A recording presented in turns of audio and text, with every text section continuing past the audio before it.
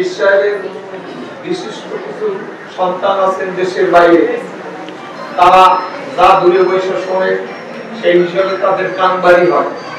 স্থানীয়ভাবে তারা অনেক কিছুই শুনতে পারে না, বিদায় তারা সিদ্ধান্তে হয়তো না শোনার কারণে ভুল হয়।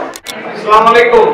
ওয়ালাইকুম আসসালাম। বিরাটুন নবী সাল্লাল্লাহু আলাইহি সাল্লামের উদ্দেশ্যে উদযাপিত সাংস্কৃতিক অনুষ্ঠান 11 এবং 12 সেপ্টেম্বর আজকে শেষ দিন অতিবাহিত হচ্ছে। এই বিরাটুন নবী অনুষ্ঠানের সম্মানিত সভাপতি জনাব বাইজিদ সাহেব, এই মাদ্রাসার বর্তমান প্রিন্সিপাল প্রধান অতিথি আছেন আবুবকর সাহেব, হাবিব প্রিন্সিপাল মরহুম আব্দুল লতিফ সাহেব, যিনি এই মাদ্রাসা প্রতিষ্ঠিত করেছেন। এই তোমরা কথা বন্ধ করো, এই জোরে কথা না বললে তো হইল না। জোরে যেই বলছি এই থামছো, জোরে লাগে কেন দেখো। আবার মাইন্ডসে আমার আপনজনরা কয় আপনার হাত ছেড়া জোরে কইবেন না কথা, জোরে না কইলে হইল, জোরে কইলাম পর থামো, আস্তে কইলে হলো। যাই হোক, আর একদিক চলে গেলাম। বিশেষ অতিথি আছেন এখানে জনাব রোহান উদ্দিন সাহেব, সাংস্কৃতিক অনুষ্ঠান পরিচালনায় আছেন তৈয়ব মেজবাহ সাহেব। আসসালামু আলাইকুম। আমার বক্তব্যটা একটু ভিন্নতর হবে। গার্জিয়ানরা যারা আছেন, শিক্ষকরা যারা আছেন এবং ছাত্রছাত্রী, আপনারা মনোযোগ সহকারে শোনেন। এই মাদ্রাসা আজকে 103 বছর প্রতিষ্ঠিত হয়েছে, পরিচালিত হচ্ছে 103 বছর। 30 বছরের মতো কামিল মাদ্রাসা চলতে হবে না। দক্ষিণ অঞ্চলের অত্যন্ত গুরুত্বপূর্ণ এই মাদ্রাসা। আমাদের অনুরোধ করতেছি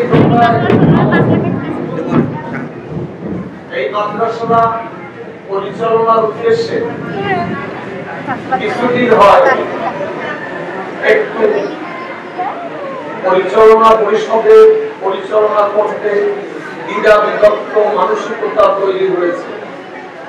আমি প্রতিটি ব্যাপারে এই মাদ্রাসায় কয়েক বছর ধরে জড়িত। আমার মানসিকতা সম্পর্কে আপনারা যারা মঞ্চে আছেন এবং ছাত্রছাত্রী শুনে নেন।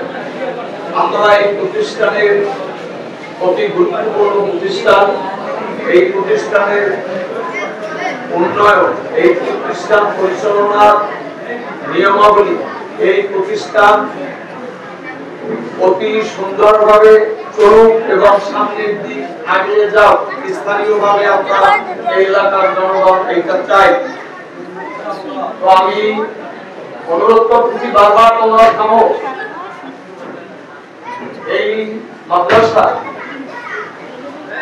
যে ভিতরে যে আমিত্ব নিয়া দ্বন্দ্ব চলতেছে, সেই আমিত্বটা আমরা দেখতে চাই না। আমরা শিক্ষক মন্ডলী, স্থানীয় জনগণ, আমরা ছাত্রছাত্রী একটা নীতিমালার উপর আমরা চলব, যে নীতিমালাটা স্বচ্ছ এবং সুন্দর।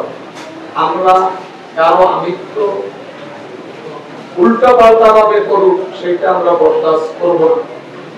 আমরা আজকের ইসরাতুন নবী অনুষ্ঠানের দিন আমরা মনে মনে প্রত্যেকে শপথ করি যে এই মাদ্রাসা পরিচালনাটা অতীব সুন্দরভাবে হোক এবং আমরা সহায়তা করব। আমি আরেকটা কথা স্পষ্টভাবে বলতে চাই, ইসরায়েলের পরিবারের মাধ্যমে এই মাদ্রাসা চলুক, আমরা এলাকাবাসী সেটা চাই।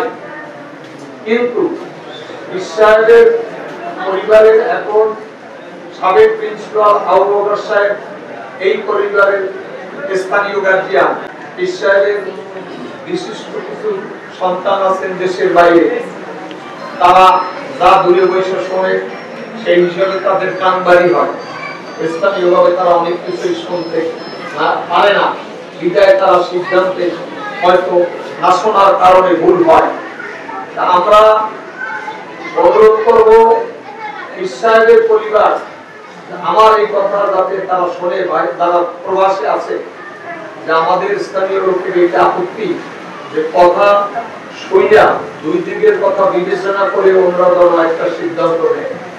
আর এখানে স্থানীয়ভাবে আছেন সাবেক প্রিন্সিপাল, তিনি রতনদিন তার জীবন দশায় এই মাদ্রাসা পরিচালনা করার মতো সক্ষমতা থাকবে, তার নেতৃত্বে তাকে যদি ভুল বশত তার কোনো কর্মকাণ্ড হয় তাকে আমরা লাইব্রেরিতে হোক হাফেজখানায় হোক একদম আমাদের ঘরোয়া পরিবেশে তাকে দিক নির্দেশনা দিয়ে মাদ্রাসা পরিচালনা সুন্দরভাবে করার জন্য তাকে সহায়তা করব। কিন্তু আমিত্ব বিষয়টা উনি যতদিন আছে ওনার নেতৃত্বে মাদ্রাসা করবে, আমরা ওনাকে সঠিকভাবে পরামর্শ দেব। আর একটা অনুরোধ করব, এই মাদ্রাসায় যারা আপনার বিশ্বাসের পরিবারে যারা এই মাদ্রাসার দায়িত্ব নিতে চায় তাদের বয়স বাড়ুক, মাদ্রাসা তাদের হাতেই থাকবে, তাদের পিতা, তাদের চাচা, তাদের যারা আছে উত্তরসূরি মুরব্বী তাদের অনুকরণ করুক।